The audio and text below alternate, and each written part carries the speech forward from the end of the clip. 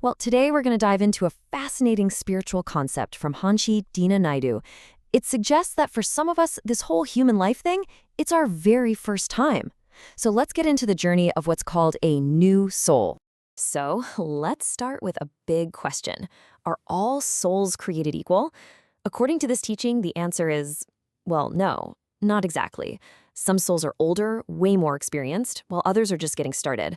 And thinking about it this way could totally reframe how we see consciousness and even why people act the way they do. The idea here is that the spiritual world is incredibly diverse. Souls aren't just stamped out of a cookie-cutter mold. The teaching says they're born every single day, but they pop into our world at different spiritual levels, each with its own unique history and baggage. And these levels are basically broken down by experience. You've got new souls at the very beginning, then you have young souls who've been around for a few lifetimes, and it goes all the way up to mature and old souls. But for this explainer, we're going to zero in on that very first step of the ladder, the new soul. Okay, so what exactly is a new soul? This is absolutely crucial to get.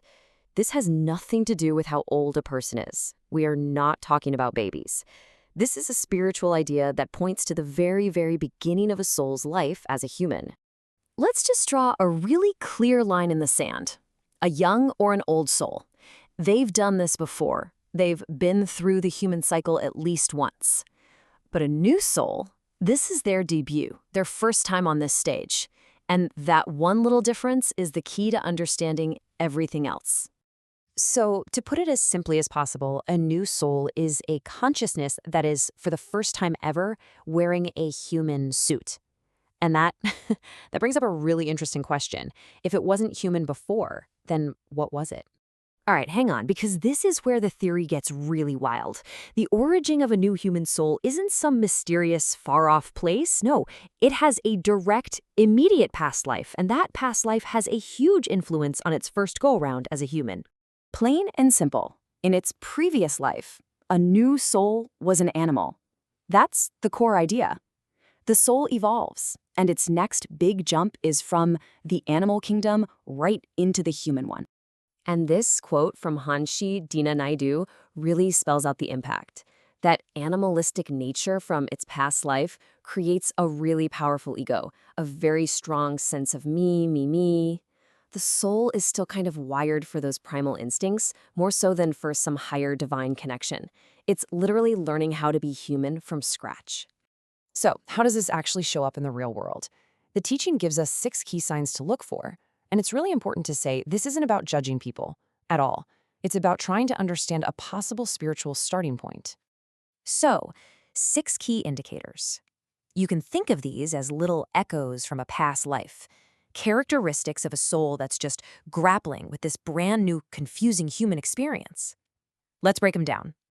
The first 2 are all about spirituality. A new soul might just not get the whole concept of God or higher power. They might question it or just completely ignore it. And they might not have any deep emotional pull towards the idea of an afterlife, which, when you think about it, makes sense. These are totally new and complex ideas for a consciousness that never had to think about them before. Okay, number 3 is about belonging. Just like animals stick together in a pack, new souls might be drawn to groups to feel safe and connected.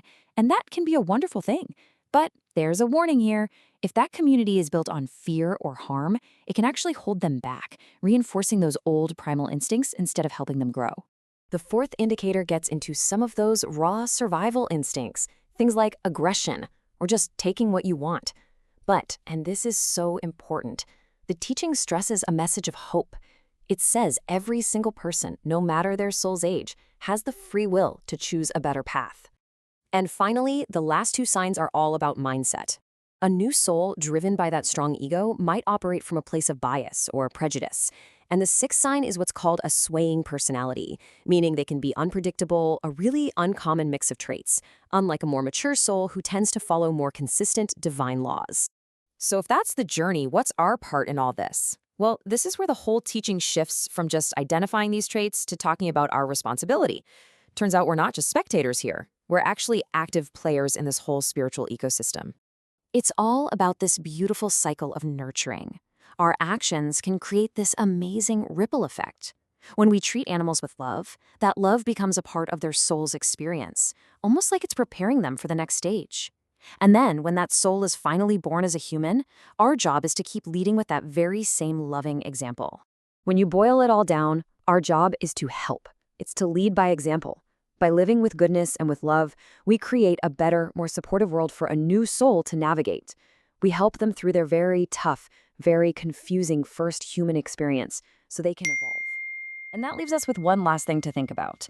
If every single act of kindness to an animal, to another person, is potentially helping a soul on its long evolutionary journey, how does that change the way you see kindness itself? It stops being just a nice little gesture, doesn't it?